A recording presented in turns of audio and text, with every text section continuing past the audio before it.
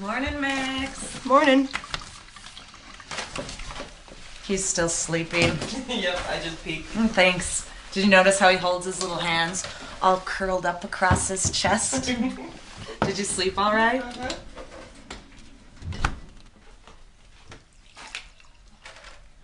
Would you like a bowl?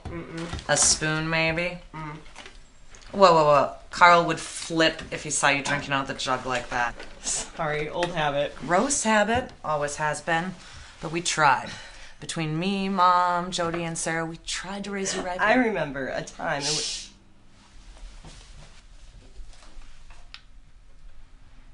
What? Oh, I thought I heard him moving. Yeah, babies do that, Brenda. You're a smart one in the family, right? I think for the first month of Tyler's life, all we did was stand over him and watch him. Wow. What? Wow. Too intense for you? No, man, it's really beautiful. I mean, you're always a pretty protective big sister, but I had no idea you'd be so maternal. It's very cool. Thanks. And I'd like to thank you for letting me come crash with you guys this summer. I need a break from class. I'm just glad you're following in my footsteps. Maggie, the future biologist. Well, I'm just glad I get to spend some time with you three. Well, you're really helping us out. With Carl back at work and my new job, we appreciate having you around. How is the new job? It's gonna be interesting. I hear a hesitation. What's all this?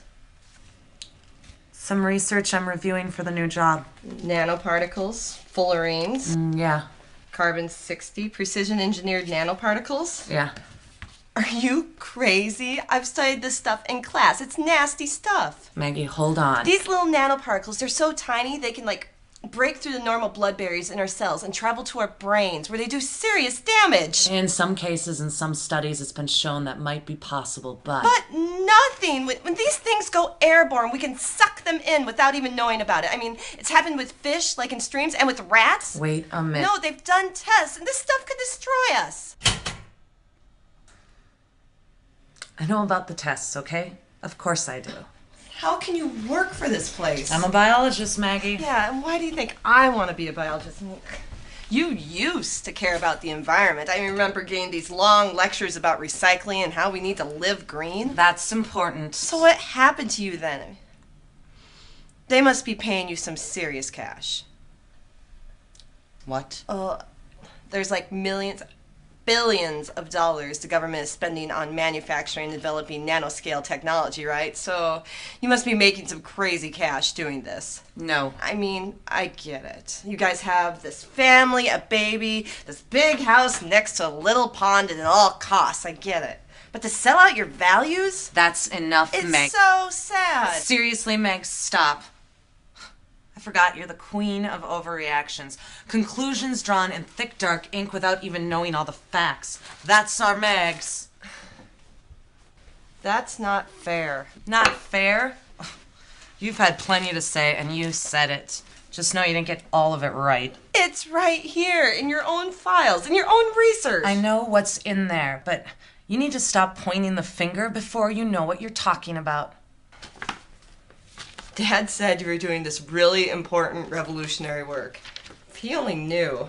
You gonna tell on me? You're looking at me like I'm 15 and I stole his car and drove it through the neighbor's lawn. You did do that. My point is that I'm not a child now. I'm a scientist, a biologist, and my new job is really important. And even though this company manufactures nanoparticles, my job is to help create ways to contain them before they get into the environment. I'm part of a team of scientists. Please. This company is working on their voluntary standards of care. Oh, yeah, that's a great idea. Let's have everyone make up their own rules. You know there are no federal regulations or laws for nanoscale technology. So companies have to create their own rules. And that's where I come in. That's what the research is about. What big company is actually going to spend their time and money on actually implementing those standards? I mean, they'll probably just pay you to do the research and write some big report that says they have these standards. Not every multi-billion-dollar company is unethical, Maggie. They don't set out to deceive the public, their consumers. In fact, it's in their best interest to set these standards. You know, they need public support, and in this day and age, they can't afford not to pay attention to the outcry, no matter how irrational or hysterical. I'm not hysterical. Really? You said it yourself. I'm not wrong. You're blaming me, Megs.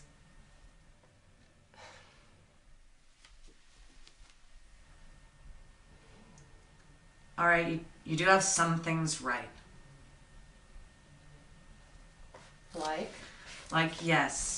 Some research, some studies have shown there might be possible. Yes, possible. There has been detrimental impacts on fish and on rats. I mean, there are huge concerns about the impact that nanoparticles could have on people. And do they get into our water supply? And does nanotechnology create more harm than good for pollution control? Yes, there are many things to be cautious about and to fix. Yeah.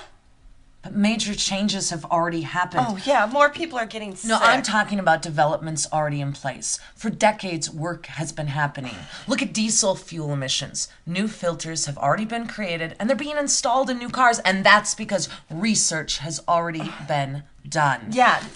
And companies rose to the challenge set by the EPA to reduce those emissions. Yeah, they lowered diesel fuel emissions, but raised nanoparticle emissions. You call that improvement? My point, Maggie, is that for more years than people realize, research, discovery, creation of solutions has been taking place. Nobody's so callous to not think about the environment.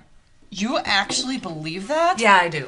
You're telling me that these big companies, no matter if they have their own standards of care... Voluntary standards of care. Whatever, when they're getting big government money to create these little killers... Maggie. That they're going to care so much about the environment that they're going to stop? No, I'm not saying that at all, because they can't. But... They won't, and they shouldn't. Look, nanotechnology is revolutionary, and it can help our future. At what cost? Well, that's the question. That's the exploration. Man. Look, nanoscale technology can do a lot for the environment. It can be used to clean up waste stream effluents. It can minimize or even eliminate the current generation of waste altogether. It can be used to clean up existing sites. Did you know that nanotechnology can create notifiers, like barcodes that can be attached to toxic substances so that it can alert authorities when dangerous materials are in our water or soil? It's all part of prevention. It's practically necessary at this point.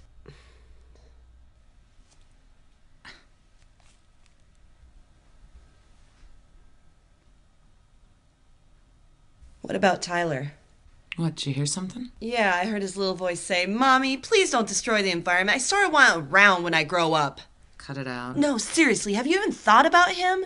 And what his world would be like in the future when the environment, what's left of it, is totally destroyed? Stop it. What about the direct impact on him, huh? What if these little nanoparticles get into his system now while he's still so young? He might not even live long enough. Seriously, Meg, stop it. You don't say things like that. Not in my house, not with him sleeping in the other room. I'm just trying to make I you know what you're see. doing, and you're being mean about it. Maybe I went too far. Of course I think about Tyler's future. How could I not? When I was first offered the job, I actually said no. I had the same reactions and concerns as you do. I even went as far as to be insulted by the offer because I thought I made it very clear to them how I feel about the environment and what we should be doing to protect it. But then I did think about Tyler, and it's because of him I decided to accept the job. The goal is about prevention and the extremely good things nanoscale technology can do. And if I can make that happen, then I am doing what's best for my son or anybody's son. Are you hearing me, Megs? I need you to realize that when it comes to all this, we really are on the same side. I don't know. It all sounds so very honorable, but at what risk? And who gets to decide what's worth risking? I mean, I'm comfortable with you making those decisions, but what about the other people? Who gets to decide if the good outweighs the bad?